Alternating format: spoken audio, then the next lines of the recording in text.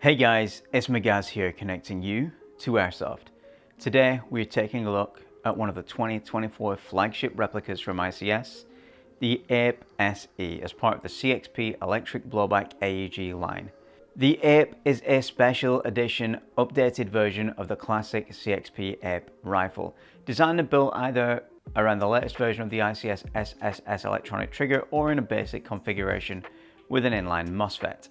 This AEG is set to be a game changer out of the box. I'm going to pause you right there for just a second. Let's address the elephant in the room. Yes, I am part of the ICS Captain program.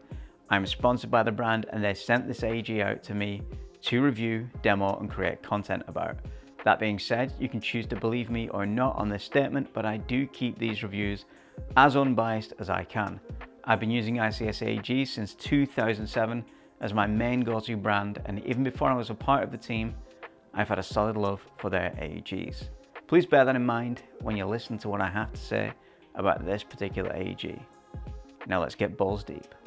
Weighing in at 3,055 grams and with a length of 700 millimeters with the stock collapsed and 768 millimeters with it extended, the CXP APE SE is an update to the classic CXP APE. Taking its aesthetic from the adaptive combat rifle from Remington, or Bushmaster if we're talking the civilian version, which as the APE is a fully automatic replica, we are not, of course, and if you want to delve slightly further into the history of the platform, the Magpul Masada. The APE does take more of its aesthetics from the ACR with that iconic stock and a less early 2000s Magpul looking handguard. The APE's handguard does relate back to the Masada in some respects, as it now features M-LOK as a mounting option, as opposed to the key mod of the original APE. We could talk at length about the similarities and differences to the ACR and Masada, but I know you guys want to know the details of this platform, so let's get up to our monkey nuts in the APE's guts. Let's start with the markings. This one is very bare bones in terms of markings. With it not really being a replica of a real world weapon system, you won't find any realistic markings. What you do find, however, is the CXP logo on the left hand side of the magazine well. This is deeply engraved into the metal receiver. Below that are CXP APE, and then below that Special Edition. The only other markings you will find on the receiver are with the fire selector, which has the standard safe, semi and auto markings.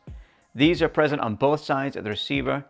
The handguard has the licensed M-LOK logo and the butt plate has the ICS logo. Lastly, we have the factory markings on the bottom of the trigger guard.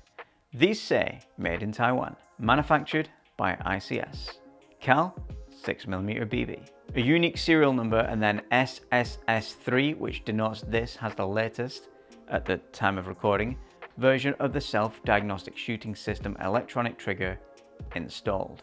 There are ICS airsoft markings and the ICS logo present on the magazine as well. Before we get into the guts of this review, go ahead and hit that subscribe button. Hit the real subscribe button by ringing that bell.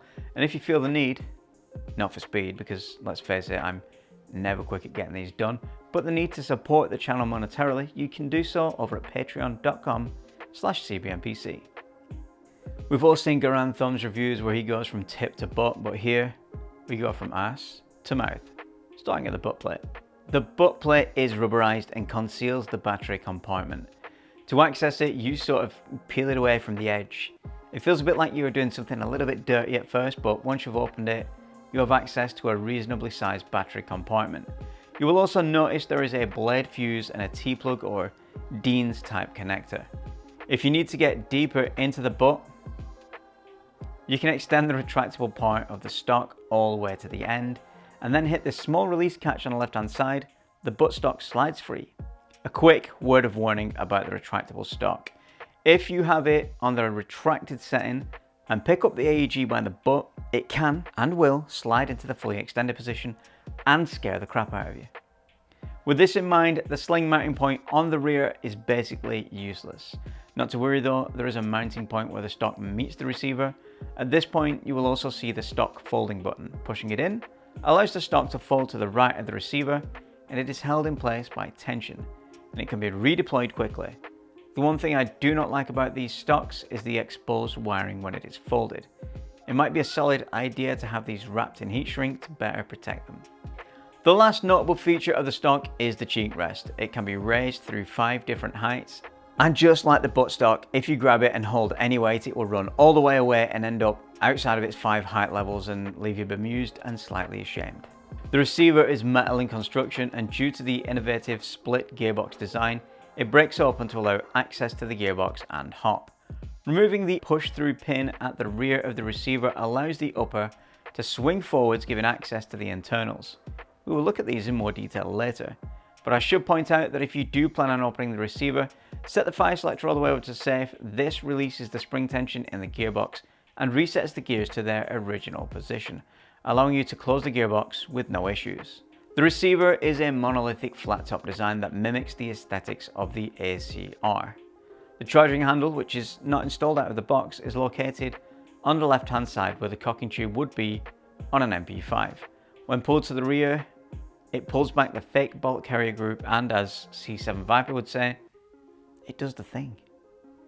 By which he means the bolt holds open to the rear, allowing access to the plastic rotary hop unit. The bolt can be closed by hitting the bolt release on the trigger guard. Quick note about the bolt stop. So mine worked fine perfectly out of the box. You can pull that charging handle to the rear, the fake working parts would hold to the rear, then you could flick that bolt release to send it back forwards. It did this every time with no issues. Fellow Captain Liam, his would not do that. When you pulled it back, it just went forwards. He wasn't even aware that it was a feature. I let mine out into the wild at BZ Fest earlier this year, where hundreds of people had hold of it throughout the day, pulled the charging handle to the rear, messed about. Some people may have thought they broke it and tried to force it forwards, but after hundreds and hundreds of racks on that charging handle, so that bolt release doesn't always work. In fact, sometimes you pull it to the rear, let go, and the bolt just slides forwards. If you actually want to make it work, you have to physically push the bolt release upwards as you pull the charging handle backwards to make sure it physically locks in place. I'm going to lube it up at some point with some WD-40 to see if it fixes it or check for any wear inside, but I think if you're going to rack it hundreds and hundreds of times, it's going to wear down that bolt release and you're going to lose the ability to hold open the bolt while you're changing your hop. Just thought I'd add that in there as a little bit of information I've discovered after writing this review. The controls on the receiver are ambidextrous and includes a metal fire selector that rotates through the fire modes in 180 degrees. It is slightly smaller than an AR selector and has a very solid tactile click. The magazine release, or releases, there's 3 of them, are as you would expect from an AR. At your index finger on the right in the form of a square magazine release button with a textured finish. This is mirrored on the left, and also at the bottom of the left hand side of the magazine well is a push bar that can be actuated with your left thumb to release the magazine. It has been pointed out by a few people who have used the APE that this magazine release on the magazine well, if you have it slung and push it against your belt or against the pouch on your plate carrier, it can eject the magazine. So bear that in mind. Some people do choose to remove that third magazine release to prevent that from happening. The trigger is a flat blade style trigger, which was made popular with the Mars rifles, paired with the latest version of the SSS3 smart trigger and pre-cocking system. It makes for a very snappy trigger pull that improves performance over a standard trigger exponentially. In fully automatic firing mode, the trigger can tell the difference between a short pull and a continuous pull, and will give you a 3-round burst on a quick pull or a consistent full automatic firing on a long pull. The gearbox is powered by the ICS Evo motor, which is stated to have high heat resistance magnets and bearings. Just above the front takedown pin is a large quick detach sling point. The pistol grip is aggressively stippled and quite sharp. The top rail of the receiver comes pre-installed with a backup iron sight that can be flipped up to use or lowered into a stored away position. It is very minimalist in design, constructed of metal, and when deployed is a thin shaft with an aperture at the top. It has windage adjustment via a dial on the right hand side. This can easily be removed with a quick release bolt. The rear sight is matched with a front sight integrated into the muzzle end of the monolithic upper receiver. It looks as though it is designed to be used in the raised or lowered position, as it features a sight blade on the rear that when stored away would serve as a pistol style rear sight. Interestingly however, there is no rear equivalent on the backup iron sight. The front sight can be deployed by hitting a tiny button on the left of the receiver. The sight springs up into place. It's an unusual design and takes up what would be the first at least 3 rail slots, making it impossible to slide anything onto the rail from the front. Up front we have a classic birdcage style flash hider, a change from the classic APE which had a more modern looking flash hider. This isn't necessarily a downgrade, as the birdcage is compatible with the ICS QD suppressor. The internals are very interesting and are similar in design to the CS4 and CXP series a lot of you will be familiar with. Built around the legendary split gearbox design that has made ICS AEGs a game changer, the APE has a slightly different V2 gearbox than the rest of the CXP line and features both electronic blowback and a quick change spring guide. Internally, the gearbox has several upgraded parts from master mods, including the AL6061 cylinder head, piston head and air nozzle, and a reinforced full metal tooth piston. The upper gearbox also features a quick detached spring guide for quick change in the field. The hop unit, while being made from plastic, is still a solid and modern design, using a rotary wheel rather than the old school dials. Inside this is a Master Mods metal tensioner knob and a 279mm barrel. Magazine wise, the APE SE comes bundled with a T-Mag style high cap magazine that holds around 300 rounds. Now we've taken a look at the exterior of the gun, it's time to see how it performs. First we'll chrono it using 0.2 gram BBs.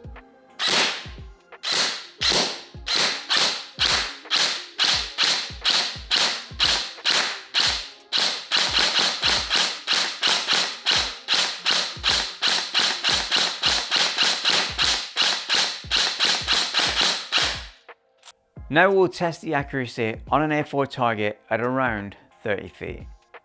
We'll be using 0.28 gram BBs in an environment with no wind. Firstly, I'll be firing it unsupported offhand in semi-auto.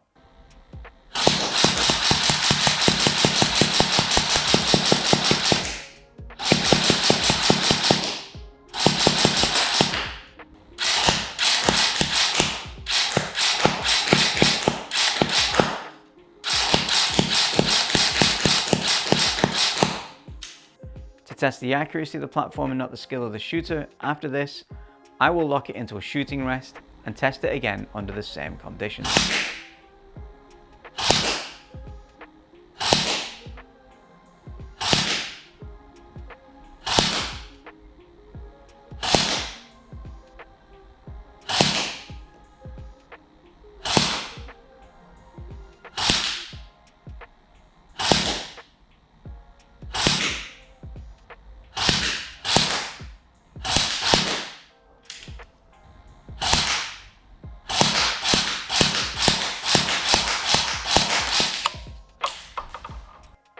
And now we have seen the accuracy, it's time to put it through a prolonged test.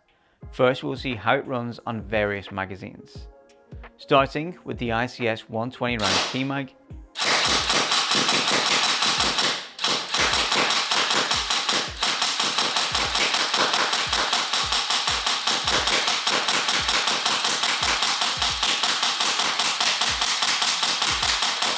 Then the ICS 180 round T-Mag.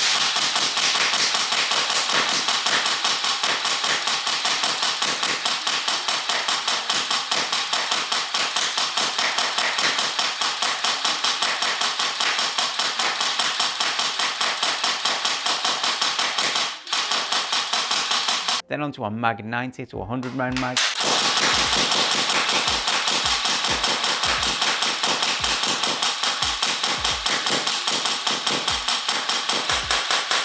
Then the G&G 120 round polymer mid-cap. Then a Keimer, possibly, I think it's about 150 round Stanag mag.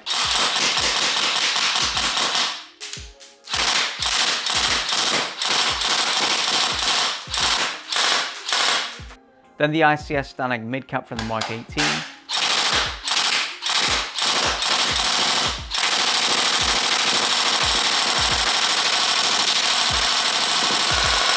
Then the ASG CAA 140 round mid-cap.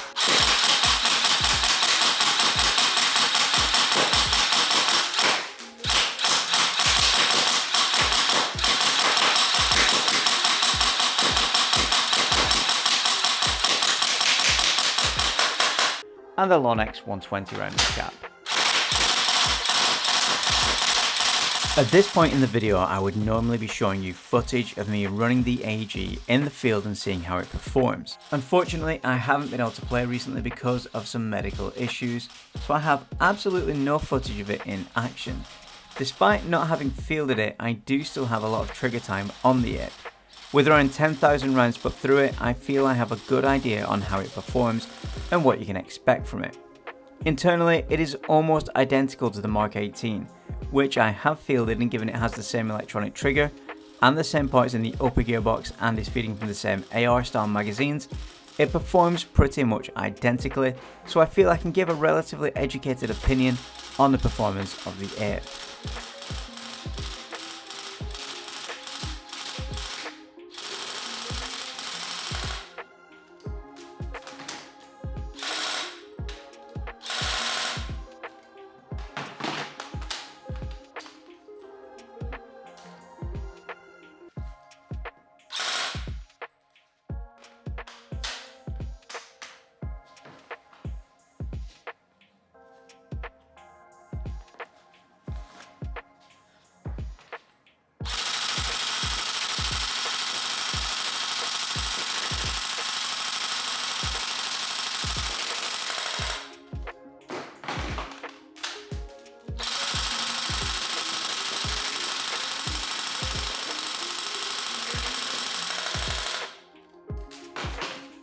Starting with the ICS Mag 180. Here we go.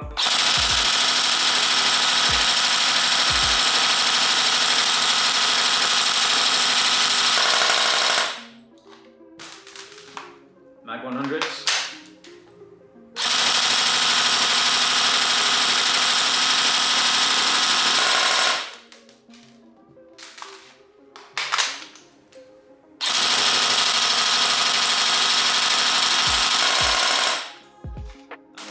Flat is full. Lonex 120s.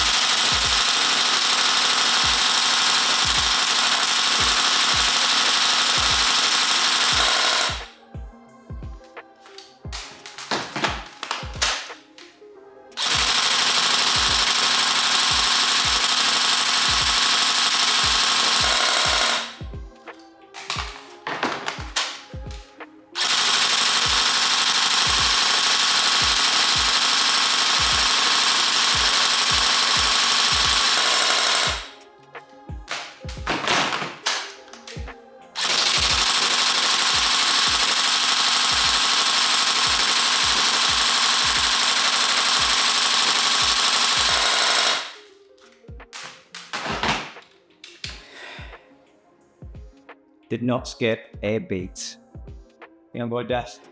So that was a cool test. But it's not 15 mid-caps absolutely stuffed into every possible pouch and pocket I've got on my body right now. On full automatic with no brakes. Let's try it. Here we go. Got BBs everywhere.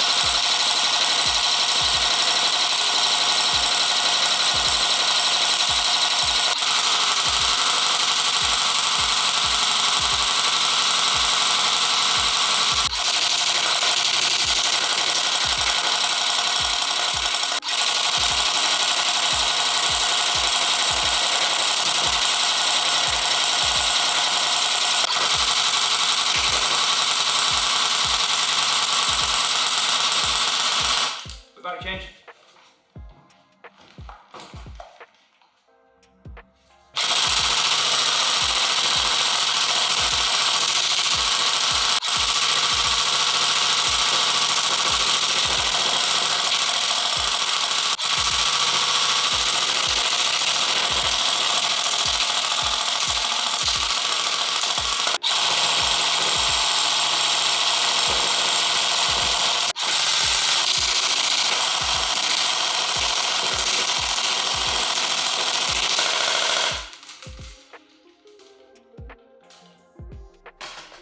And that's it, man.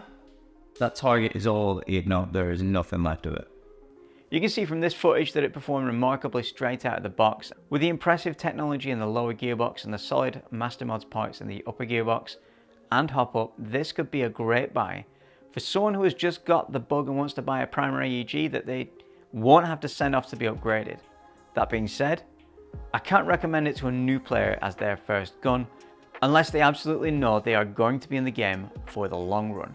Because of the price point, coming in at around £440 depending on where you pick it up from, it's a sizable investment for a new player to fork out. But it's an AEG that will no doubt last you throughout your airsoft career. I've really enjoyed my time behind the trigger of the Ape, and everyone I've handed it to has been excited to fire and always remark about that S3 trigger. I will most certainly be running this again, so expect to see this gun featured often in the gameplay content in the near future, either in my hands or a teammate's. If you want to pick up an Ape SE for yourself, find your nearest retailer that stocks ICS products and call into their store. Remember, supporting your local store is key to helping grow a solid local community. Even if they don't stock it, ask and they might be able to order one in for you. If you have enjoyed this video or found it informative, go ahead and let me know down below. A big thanks to my Patreon supporters both past and present. If you want to support the show, you can jump over to patreon.com/cbnpc. Subscribe to stay tuned and see when new videos go live, and if you want to see an amazing gameplay video, go ahead and click this video right here, or check out a playlist of everything I reviewed so far right here. As always, I'm Magaz. And remember kids, the air may be soft, but our balls are hard.